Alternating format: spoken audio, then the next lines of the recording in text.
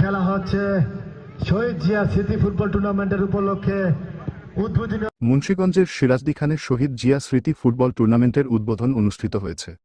গুটি গুটি পায়ে এগিয়ে যাচ্ছে বালিগাঁও। অসাধারণ বাদল মেহেদী একটি ফুলবল। শুক্রবার ৩১ জানুয়ারি বিকেল ৪টার সময় উপজেলার মালবদিয়া গ্রামের বকুলতলা খেলার মাঠে এ টুর্নামেন্টের উদ্বোধন অনুষ্ঠিত হয়। এ সময় মধ্যপাড়া ইউনিয়ন বিএনপি সভাপতি আজিম আল রাজির সভাপতিত্বে প্রধান অতিথি ছিলেন রসুনিয়া ইউনিয়ন বিএনপি সভাপতি মোহাম্মদ খিজির চৌধুরী।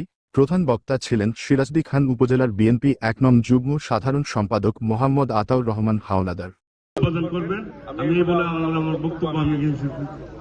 খেলার উদ্বোধন করেন বাংলাদেশ ফুটবল ফেডারেশনের সাবেক ফুটবলার মোহাম্মদ রোকনুজ্জামান কাঞ্চন।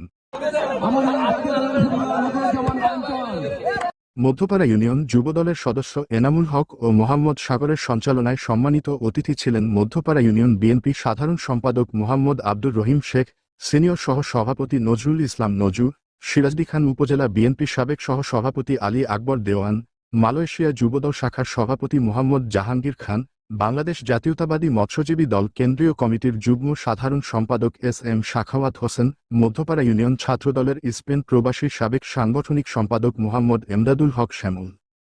এতে বিশেষ অতিথি ছিলেন মধ্যপাড়া ইউনিয়ন ৭ নং ওয়ার্ড বিএনপি সভাপতি মোহাম্মদ ওসমান দেওয়ান, সাধারণ সম্পাদক লালচাঁদ ছুই আল, কোষাধ্যক্ষ হাজী মোহাম্মদ বাবুল মিয়া, সমাজসেবক নাজিম উদ্দিন দেওয়ান, স্পেন সান্তাকলমা বিএনপি সাধারণ সম্পাদক মোহাম্মদ মামুনুর রহমান, ফ্রান্স প্রবাসী মোহাম্মদ উজ্জ্বল, সিরাজদি খান উপজেলা স্বেচ্ছাসেবক দলের সাধারণ সম্পাদক মোহাম্মদ রাসেল, কৃষক দলের সাধারণ সম্পাদক মোহাম্মদ মোশাররফ দেওয়ান, যুগ্ম সাধারণ সম্পাদক কেম ইকবাল মাহমুদ।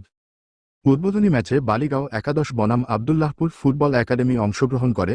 নির্ধারিত সময়ের ৬০ মিনিটের খেলায় গোল-শূন্য গোলে ড্র হয়।